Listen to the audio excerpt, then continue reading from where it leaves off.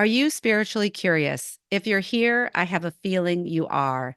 Join me in welcoming Christina Trifero to Mystical Sisterhood today. She's an intuitive life coach extraordinaire who supports individuals in moving through life's challenges with a lighter heart and appreciation for their lives.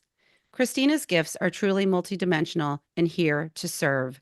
We intend for you to walk away with a deeper understanding of your ability to connect with your psychic and intuitive abilities and understand more about your higher and future self. Join us for a deep and inspiring conversation, perfect for the times we are living in. See you in the episode.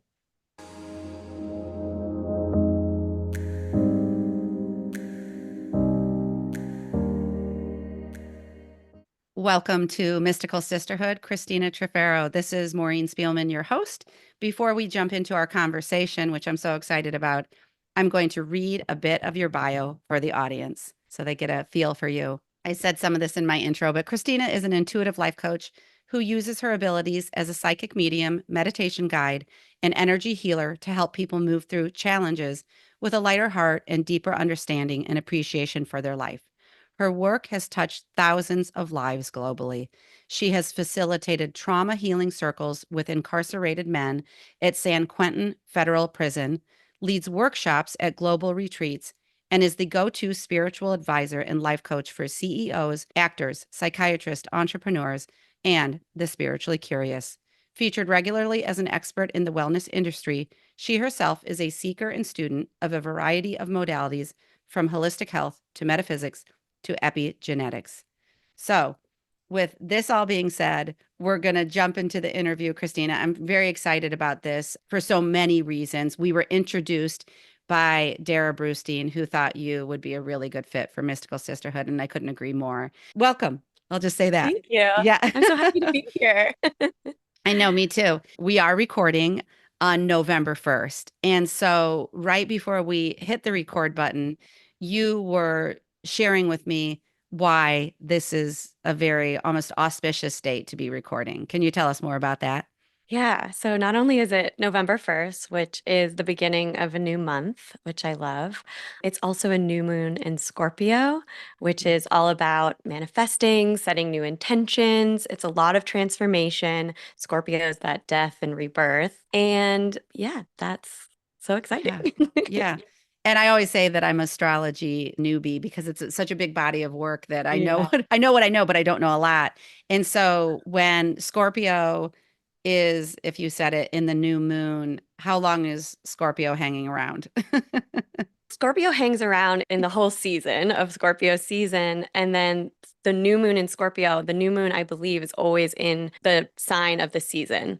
So Okay. Oh, I that's helpful. also am not an astrologer. So Yes, I'm drawn to the occult and all of these things. So exactly. it's interesting. And I just find patterns. I always seek patterns of what feels Hmm. true and all of that. And so usually I'm already experiencing the astrology before I learn about it. But yeah, that's my I understanding. love it. No, that's helpful for me. So I'm really captured by the work that you've done thus far in your life. I'm always curious about going back in your life before we start with the now. And were there any sort of inklings in your childhood of the future Christina and what she might be up to? Yes, I think that there's always inklings since we're little, and that's a lot of the work I do is let's go back in time and kind of retrieve our souls of what we were born with. Creativity is a really good indication, what you want to play with, how you speak without inhibitions before we're cultured out of our usness. So yes, when I was really little, I had a lot to say.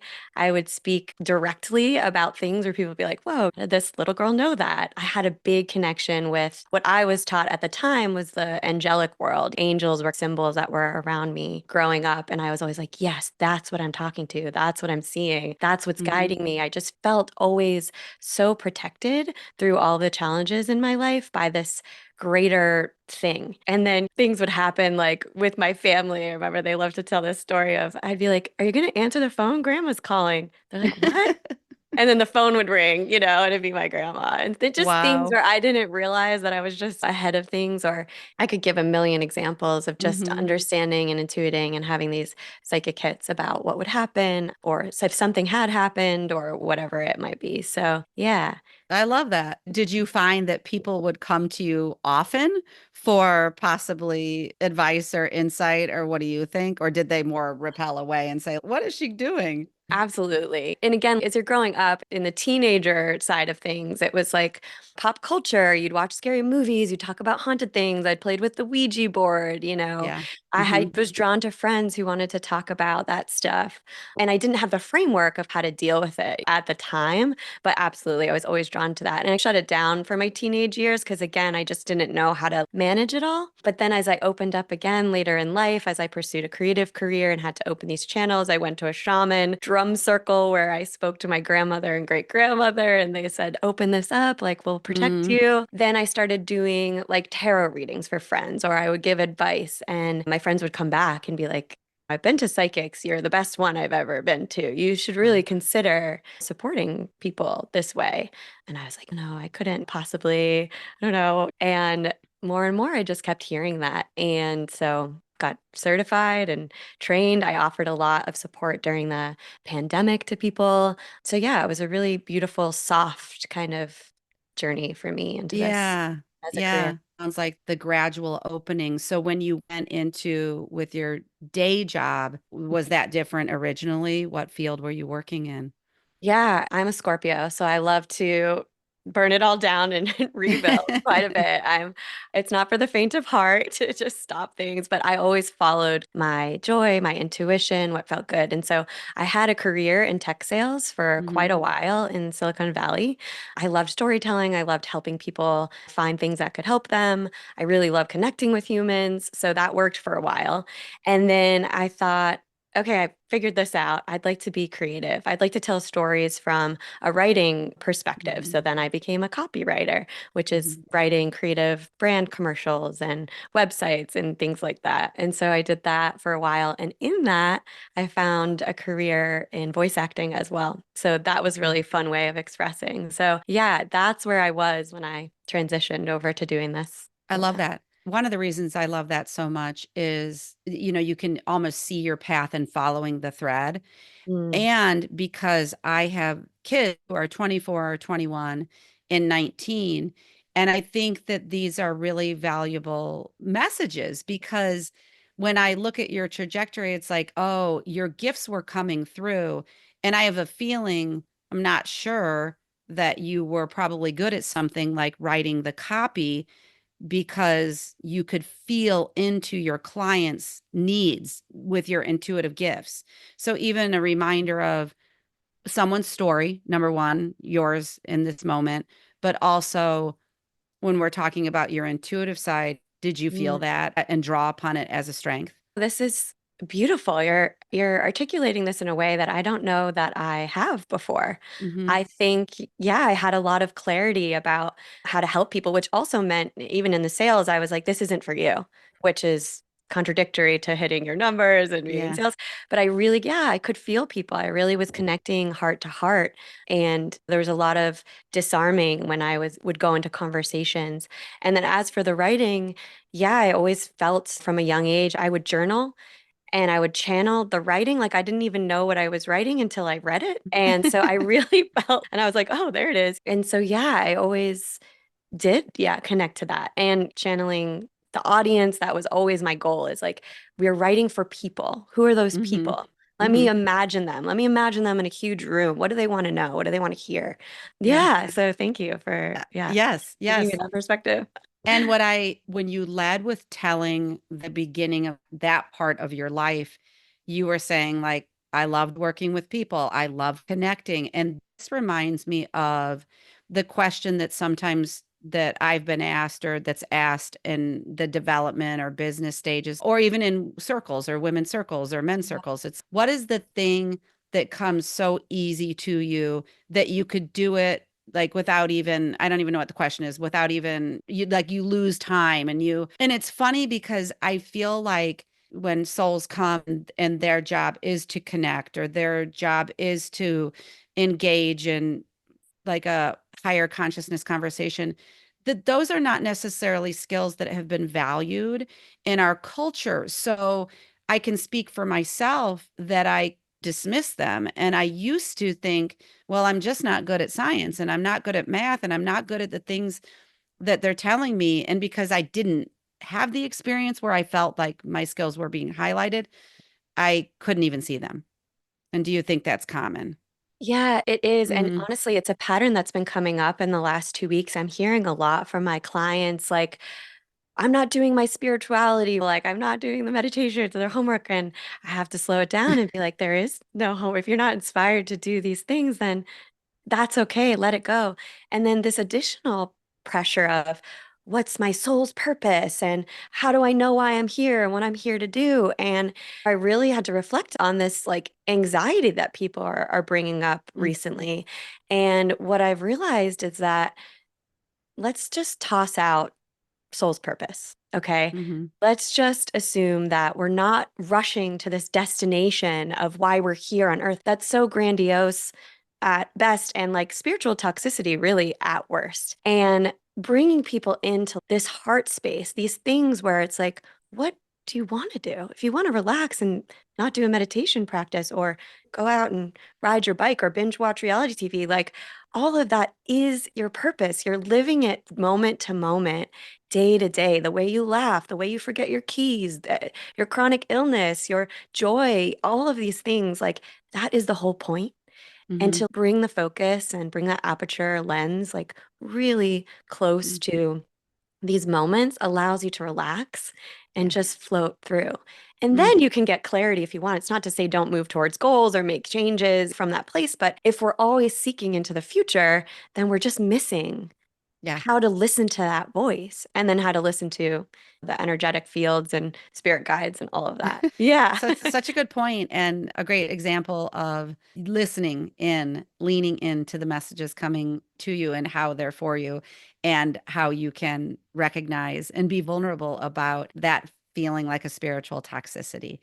Yeah. Because as that's going to be here for us as this all expands in culture. And so Yes. we're going to hit the parts that are like, okay, these things may be true about our future self or soul's purpose, yet Mhm. we can't assume that can be translated in the now moment just like that. We have to be, because Yeah. you just said something, I think, when we first started about almost like a gentle unfolding of how you Yes. came into your current. Yes. And that feels like it's apropos for everyone's unfolding. You have to go at the speed of your nervous system and your Mm, readiness. A lot of also work that I do is to identify people's own psychic abilities and intuition. I really believe that everybody has that. And one of the trickiest ones of all the clairs, the psychic abilities, is clairsentience because it allows us to arrive in our body to get messages there. And so when there's discomfort or a sensation or it gets loud or whatever it is, often we shut that down at a very young age because it's so overwhelming to our body and our system, yeah. our physical vessel to be in touch with that.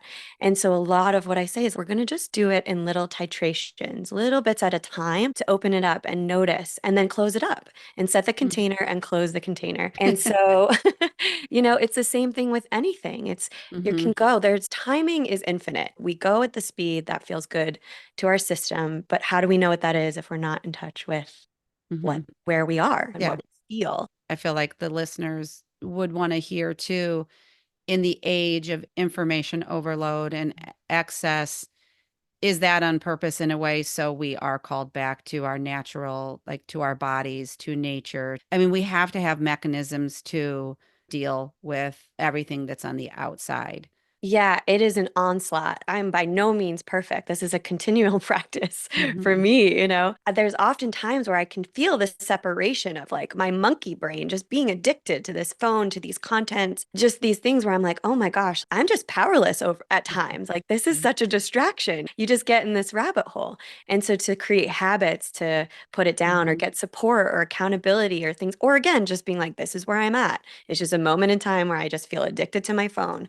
But yeah, it's absolutely available. So I really do look at it as like parts of ourselves. There's the true soul of who we are, our spirit self. And when we get that online, that's Mm, the channel of communication where we can start like a radio frequency communicating to the spirit world. And so just having that knowledge of like, where am I, this mhm. true spirit self? How do I identify that?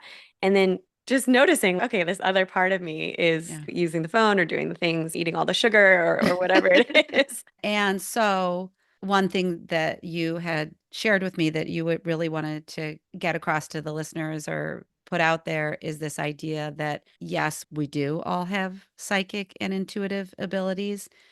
Let's talk about that. I remember running into a friend, and this was many years ago, and it was around health stuff. And I said, "What is your intuition telling you?" And it's before I even started to get into this work myself. Mm, And she said, "I have no idea. I've lost touch with it."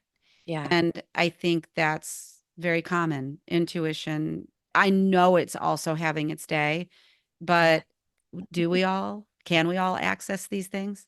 100%. I don't feel that I'm special in that way. Mhm. One of the things that really lights me up is to show people that they too can communicate with their own intuition, that they too can go into the spirit guide world and get some messages that life can look a little bit sparklier and more magical. And whether you call it placebo or coincidence, it doesn't matter. You know, we Yeah. all have that ability to go into this higher vibration of consciousness, really. And it's one of my greatest joys to be able to coach people through identifying that.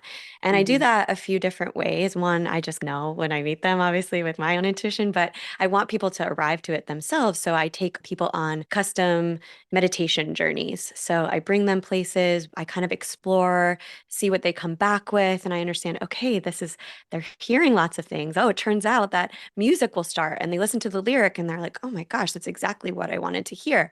That's clairaudience. Some people go into meditations, they have no visuals. They get a feeling, they get just a knowing. They're like, I really can't see things when I go there. Great, perfect. Let's leave it. That means you're claircognizant. You just know, or clairsentient. You have feelings. And then bringing people into the spirit guide realm and having them meet their own spirit guides and hearing the messages that they have. Most of the time, it's okay if nothing happens there the first time, but most of the time, they do get something. They get an object or a gift from this Mhm. space and they know what it means. And so just creating that space and using my energy and their energy to co-create that journey is Yeah. just, it's so exciting. I think especially there's easy ways to identify that. It's good to go back in history where you're like, you knew not to date that person. How did you know that? What did you Mhm. feel in your body? Where was it all? What were the alarm bells? And if you can go look it back at that, you're like, okay, I knew that was a gut sense and intuition. And then the second part of that, I think why people are kind of like, oh, I don't know, I'm disconnected is because you can't unknow once your soul tells Mm, you what you want. that's cool. Mhm.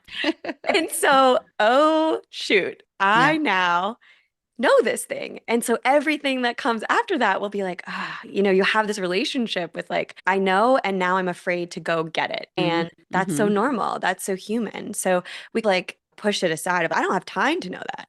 That could change my whole life. I don't have time to look at changing careers or leaving a marriage or moving to my dream place. It's a Yeah. big deal to do that. Mhm. So Mhm. yeah, yeah. Mhm.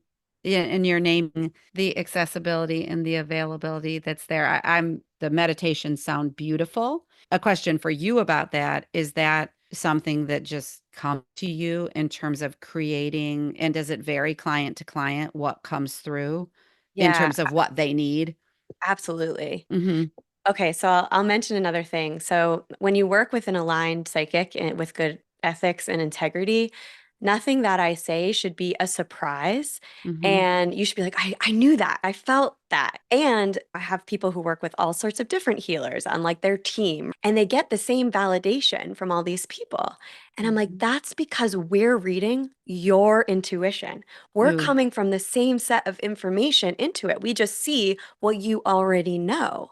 And Mhm. so as I go through these meditation journeys, I actually can see what they're seeing. I'm like, oh, yeah, you Mm. did receive these birds. That happened just yesterday. I saw her with these birds getting this gift. And then we came back and I said, don't be surprised if a bird starts knocking at the window. And sure enough, a bird came. And Oh, so it's yeah. just these reaffirming of these journeys. And yes, it's different for everyone. Some people like to ascend, some people like to go down, some people like to go to a happy place, some people, it just depends. But yeah, it should be custom based on what I'm seeing them experience. We're just joined in this world together. It's Okay. wild. Yeah. Okay. Yeah. Yeah, I'm thinking about your gifts, and this is a little shift, but I'm just curious about it. The part of your work that says you have facilitated trauma healing Mm. and run the healing circles with incarcerated men. I have a local great friend, Susan Lucci. She was on the podcast early on talking about being on purpose. And she does a little bit like you. She wouldn't describe herself in the same way, but works in a lot of different fields almost. Never Mhm. really defined one thing is the one thing Yeah. she did. Yeah. But what draws you to that work? How are your gifts used? Do you shift and change them a little bit to fit the environment, whatever it is?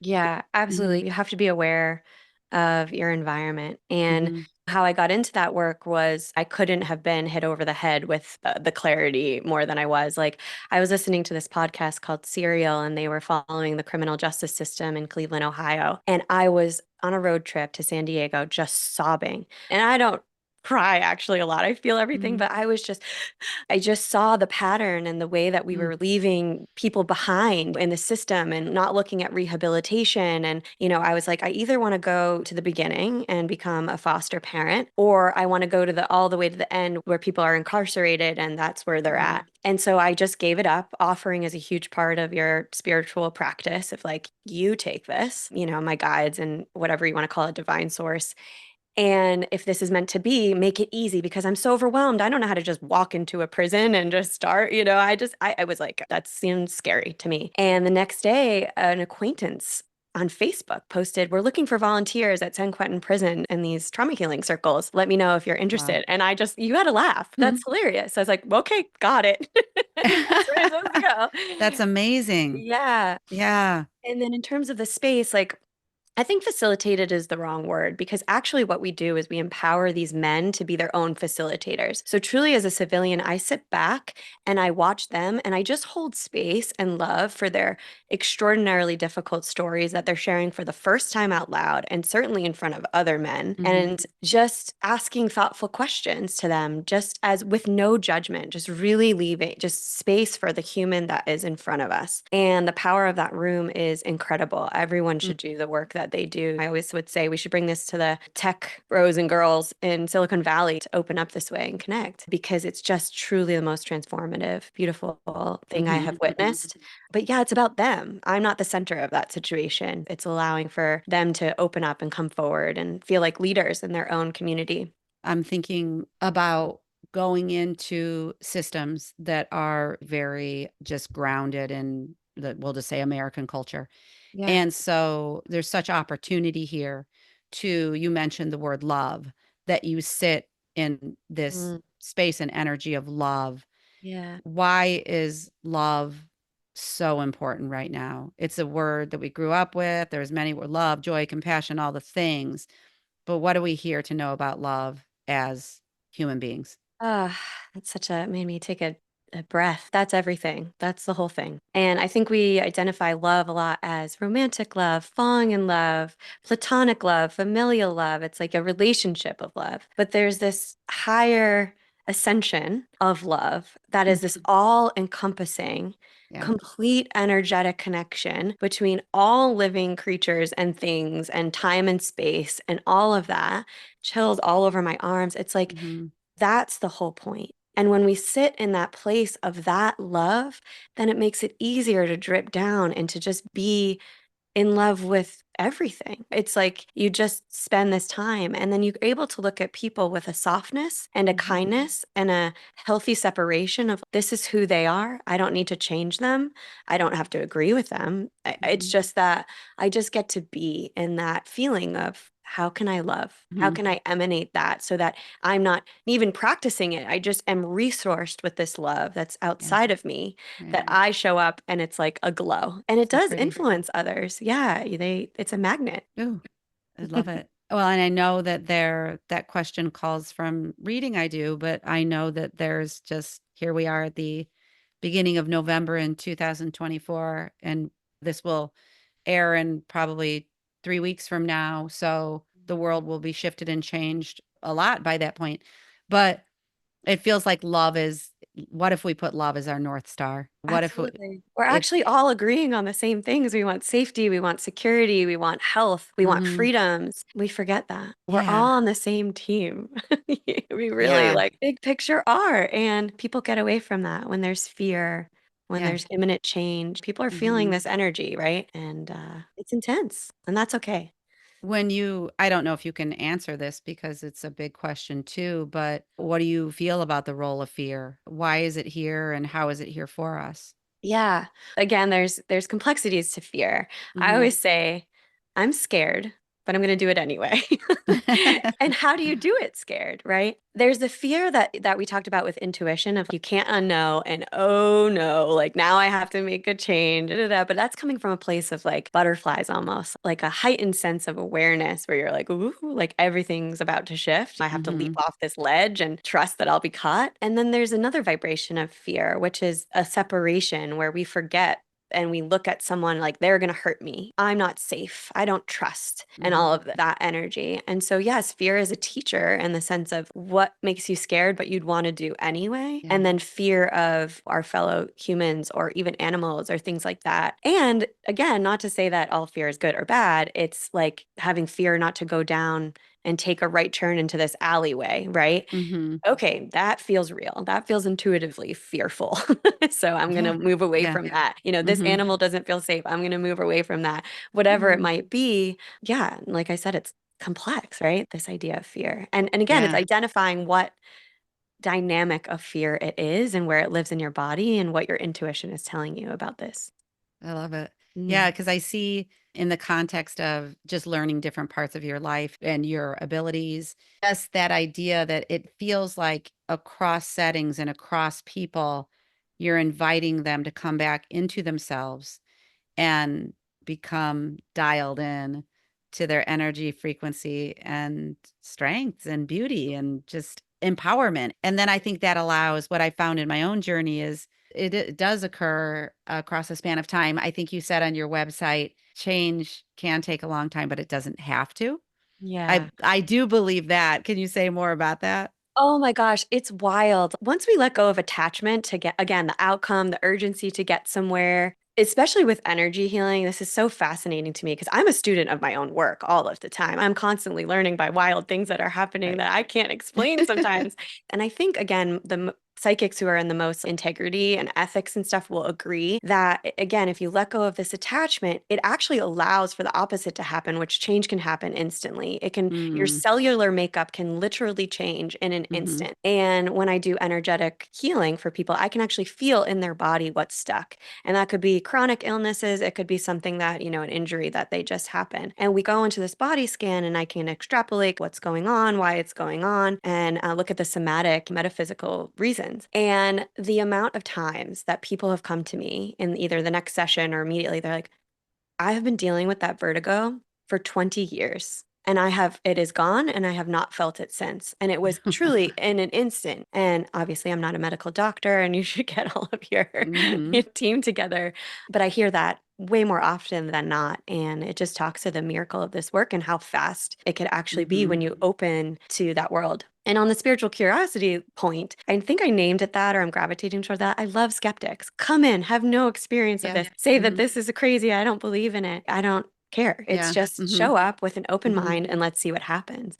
And the Hmm. same thing in an instant, their whole world has changed. They can't believe what they just experienced in a session, and leave like with a pep in their step, and it's just such a joy to see that. It is a joy. I think that inroads, and I think this is the listener comes here because it's exciting and because I know, I don't know all the listeners. Sometimes I'm surprised and I'll run across someone, oh, I'm listening. And I think like, oh my gosh, I never knew. But I Yeah. think that's It's because it's, to me, to be spiritually curious is to know or have that remembering within us that's drawing us to our own light, to wisdom, to there's something there that it wouldn't exist if it weren't a portal to ourselves and understanding ourselves in the world.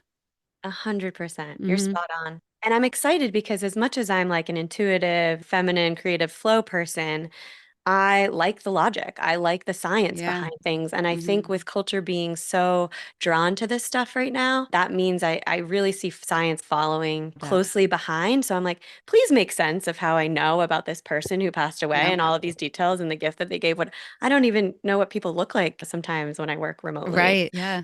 I would love to understand on a scientific level and then give people more access to the truth of this work. Yeah, if they needed it. Yeah, that but I just say that because it's a great, I love Yeah. that you said like you love metaphysics and epigenetics and all that, Yeah. the neuroscience. Yes. It is because it is this bridge time that's happening. Hmm. And so let's not only recruit them in if someone needs them, but also understand that they're evolving in order for things to evolve together, I guess. Yeah. I'm Yeah. thinking out loud.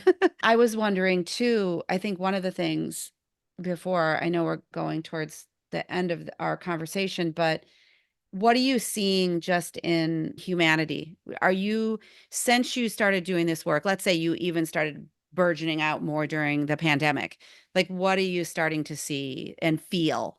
What aren't I feeling and seeing? It's very expansive. I think what excites me is twofold. It's maybe three. There's a lot more people like me who are coming and using their gifts to teach others to really step into that to guide people even if it's like a friend to friend. And I really don't believe in competition in this space. I think the more of us the better because the whole of humanity that could benefit from this type of Mhm. work. And then with that growth there's more people who are available to seek that work. So there's That's more cool. of people like me, there's more. And then there's a third thing that's happening which is really exciting. The seekers are becoming the teachers.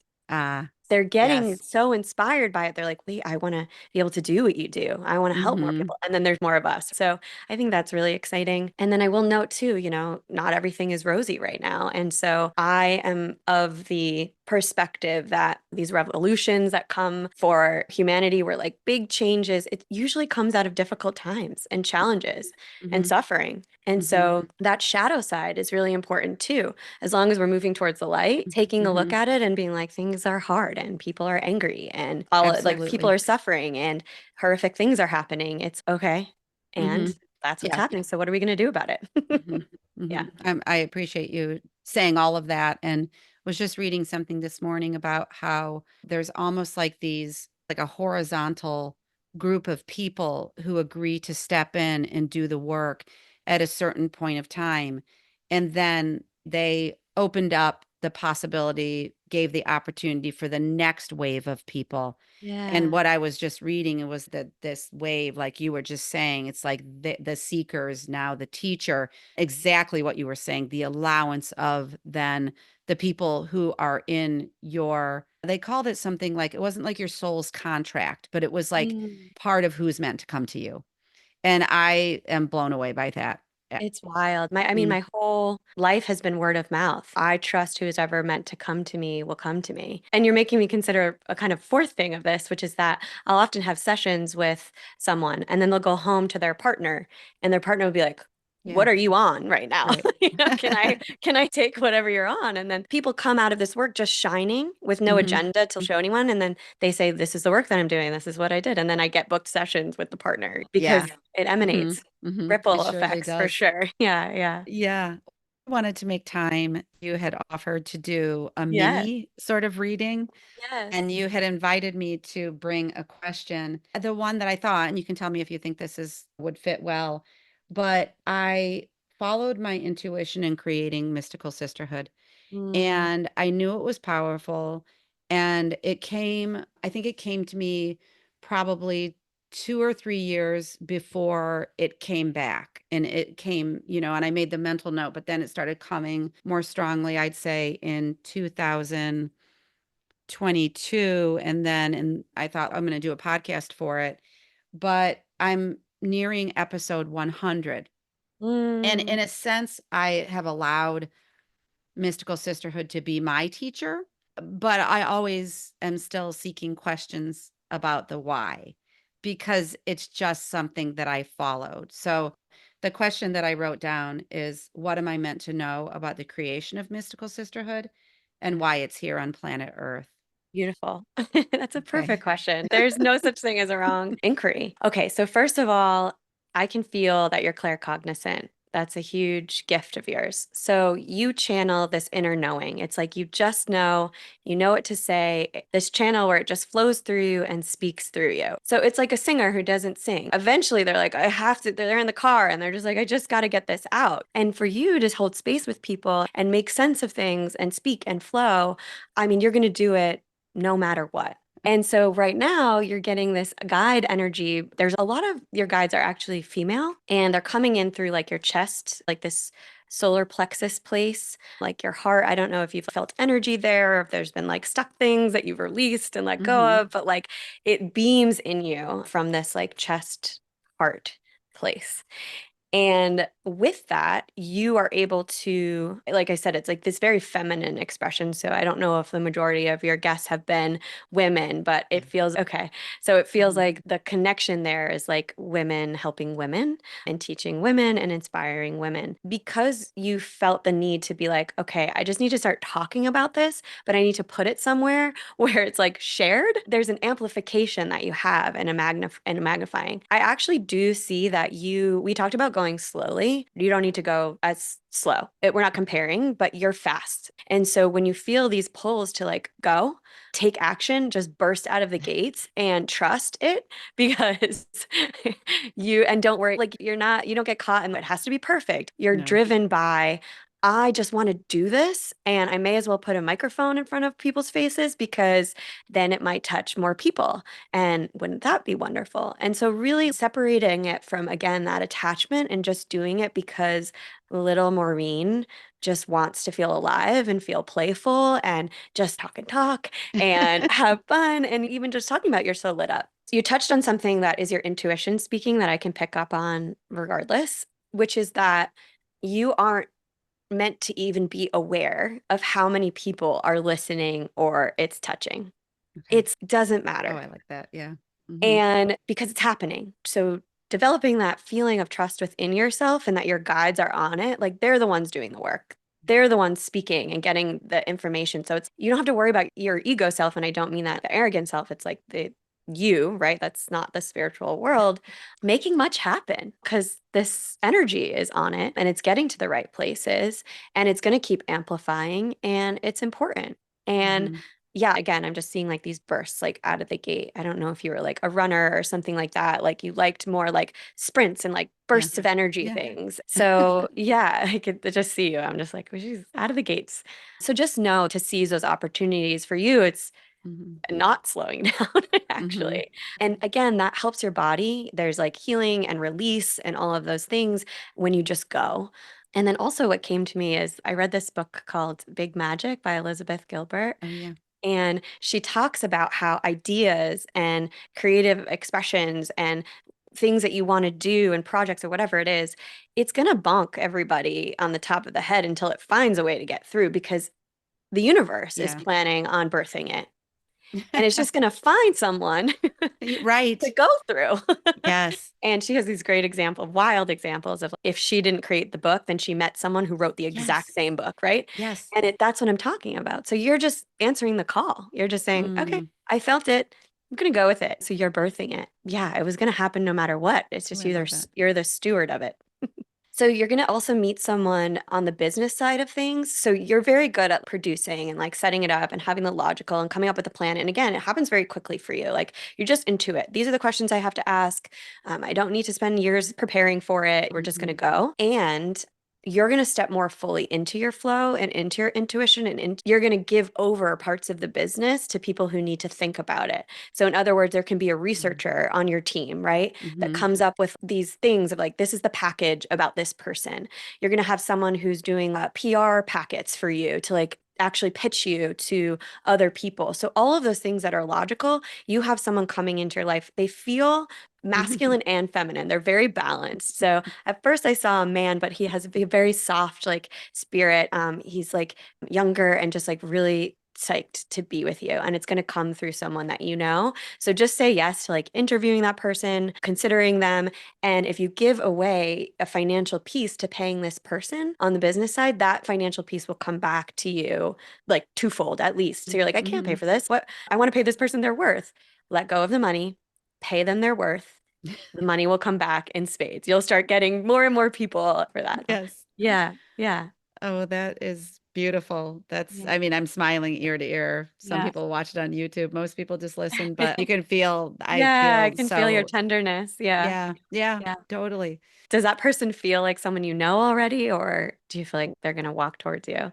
The revelation I have with you sharing too is that I love the way you started about the piece where you are going to get that voice through no matter what, because this interview with you today is making me understand more things about myself Mm, and my why. And I used to think, and I'll just say this briefly, it was my childhood, but going through breast cancer 6 years mm, ago as well, that yes, that was the incident that kind of made it non-negotiable going forward. And the universe would be like, it's not that slow, Maureen, yeah. but it's different conceptually. Like that's not like on my website right now.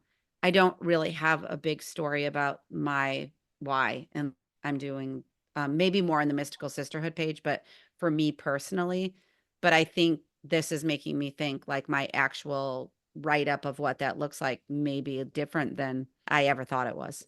Oh, I'm Mhm. so excited to hear that. Mhm. And it's a true honor to have Yeah. you light up and be inspired. And it could just be as simple as my why is because I don't know how to not do this. Yes, You know, exactly. it just feels fun and Mhm. it's working Mhm. out. Again, that grandiose feeling of I have to make it mean this whole thing. And maybe Mhm. it will. The why will become clearer and change and evolve. And I've rebranded myself and changed all the language like so many times. And it just evolves as you go and grow. Mm. But yeah, be on the lookout for that person. You can start speaking it into existence with Dara, whoever else around you as you meet people. I'm really looking to hire someone who can handle more of the like business side of things and pitching me and all of the coming up with a list of great people I can have. And you'll Okay. be surprised what happens. Yeah. Mhm. Yeah, that is beautiful. I'm going to ask you before we sign off today, is there anything else? I started asking this a couple months ago to my guests. Is there anything that's coming to you that you feel you want to share with the audience that may not have been shared yet? You know, we covered a lot, so that I feel very complete about Mhm. this. Yeah, I want to share the tarot card I pulled Mm. for everyone today. It was the Magician. Mhm. So, the most perfect card. This is a card about new beginnings. It's about setting intentions and understanding that things that you want to manifest are coming into being. And this card is really also about merging the spiritual world and the physical plane. So, it's like you have these inspirations, these budding seeds, and let's go do something about it. So it really is the perfect card for November 1st, for the Day of the Dead, for the new moon in Scorpio, for everything coming. It's go. It's being birthed and it's magical. And Yeah. yeah, It's a perfect yeah. send off. I just couldn't believe it when I saw it. I was like, of course. Yes. It's so perfect for today. Yeah. And you mentioned that you work with people individually in sessions. What do you want to share there and where can they find you? Yeah. Oh my gosh. Mhm. Yes. I work with people individually in sessions. It could be a one-on-one, one-time kind of session where you get a sample of a little bit of everything that we talked about. But really, the most impactful work that I'm seeing is working with people over a 3-month period of time because it's an intimate workshop where I give you, you really leave being like, I know how to talk to my spirit guides. I know how to access my own intuition. I can maybe get some energetic tune-ups with Christina every once in a while, but it's my Mhm. greatest joy to see people almost like graduate into this world. So that's wonderful. I go on retreats, again, holding space and sessions for people, teaching workshops on whatever the theme of the retreat is Mm. with Mhm. intuition. Again, just like being with people really lights me up. And then also custom meditation. So I'm starting to realize part of my gift is to really allow these meditations to channel through me and make Yeah. them more publicly available or just have spirit guide journeys as just the whole session, right? 30 minutes of Just just, love it. I'm going to take you there. We're going to go have trip out in this whole world that I use shamanic drumming. And it's a really beautiful kind of way for, again, for people to have these experiences without things like plant medicine or whatever. We can just go there. And so, yeah, those are the things that are lighting me up right I'm now. so excited. Yeah, Yeah. I'm thinking too, because this next week's going to be 98. And then I'll do a solo one for 100. But then when I drop this in at 101, I think it's going to be the perfect beginning to my next set. Yeah, it So is. Of course it is. You thank think you. it, you know it, therefore it is. That is exactly true. And then just to note where people can find me. So my website is spiritualcuriosity.com. There's a hyphen in between spiritual and curiosity. And then my Instagram, a little bit more about my life and things that I think and feel, is at Christina Trifero with 3 O's at the end. Mhm. And that's it. Beautiful. Okay, we'll put it in the show notes too. Thanks for being here. Thanks for being here. Let me Aw, know what you thought. All you're right, we'll see amazing. you. All right, thanks, Christina. Thanks. Thanks for listening to this episode of Mystical Sisterhood. To learn more about my one-on-one coaching programs or join the Mystical Sisterhood membership, visit maureenspielman.com or mysticalsisterhood.com. Thanks so much. I'll see you in the next episode.